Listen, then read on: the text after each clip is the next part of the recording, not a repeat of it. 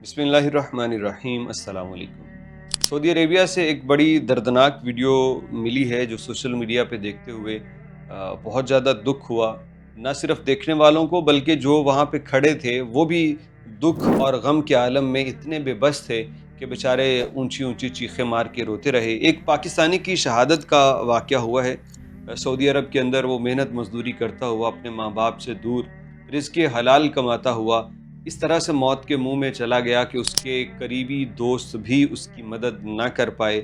और जो मंज़र देखे गए और जो आवाज़ें आ रही थी वो बड़े ही दिल को दहला देने वाले और बड़ा दुखी कर देने वाले थे। और ख़ास तौर पे जब मौत परदेश की होती है तो वो बंदे को ज़्यादा गमनाक कर देती है, ज़्यादा रंज में मुब्तला कर देती है, क्योंकि अपनों में मौत भी अच्छी चीज़ नहीं, लेकिन अपनों से दूर परदेश की मौत, ओहो! ये तो एक ऐसा एक अफ़सोस का लम्हा होता है कि बंदे के ज़हन में बहुत कुछ आता है कि काश हम अपने घर में होते, या घर वालों को होता है काश वो हमारे पास होता, हम उससे कोई आखिरी बात करते, उससे कोई गले मिले होते।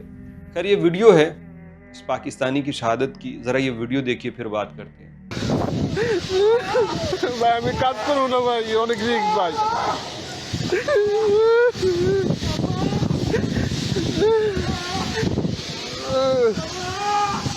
মরে গেছে গো ভাই।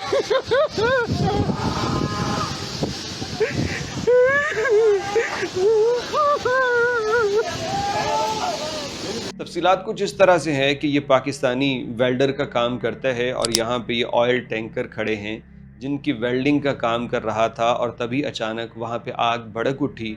और आग इस कदर शदीद थी कि यहाँ कोई भी उसके पास खड़ा नहीं रह सका।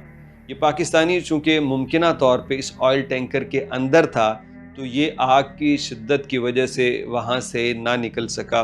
आग अगरचे बाहर थी लेकिन उसकी तपिश, उसकी गर्मी वो इतनी ज़्यादा थी कि इस पाकिस्तानी की अल्लाह अकबर की जो सदाएं हैं वो सुनी जा सकती हैं। और लोग बचाना चाहते थे, इसके पाकिस्तानी दोस्त भी थे, इंडियंस भी थे, क्योंकि वर्कर हजरात थे सारे, वो मुख्तलिफ मुल्कों से ताल्लुक़ रखते थे, तो उनकी कोशिश के बावजूद वो नहीं बचा सके इसको, क्योंकि आग की शिद्दत बहुत ज़्यादा थी।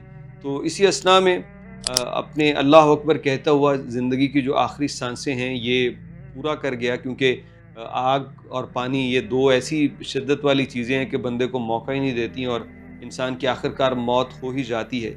इस पाकिस्तानी का ताल्लुक़ जो है वो चीचा वतनी के इलाके से बताया जाता है। कुछ मकामी सोशल मीडिया पे मुतहर्रिक सहाफ़ी हैं, उन्होंने भी इसको कवर किया है, उनके घर वालों से जाके बात की।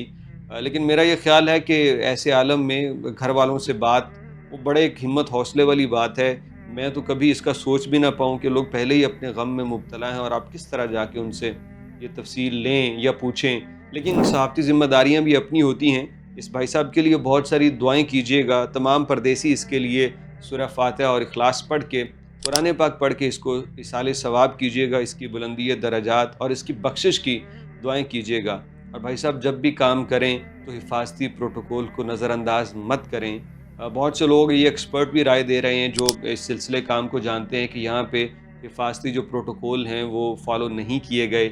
ऑयल वगैरह नहीं होना चाहिए जब वेल्डिंग का काम है, लेकिन यहाँ पे ज़ाहिरी बात है कि कोई ऑयल था यहाँ पे जिसकी वजह से ये आग इतनी भड़की और फिर एक पाकिस्तानी बेचारा अपनी जान से गया। अल्लाह उसको जन्नत में आला मकाम और घर वालों को सब्र अता करे।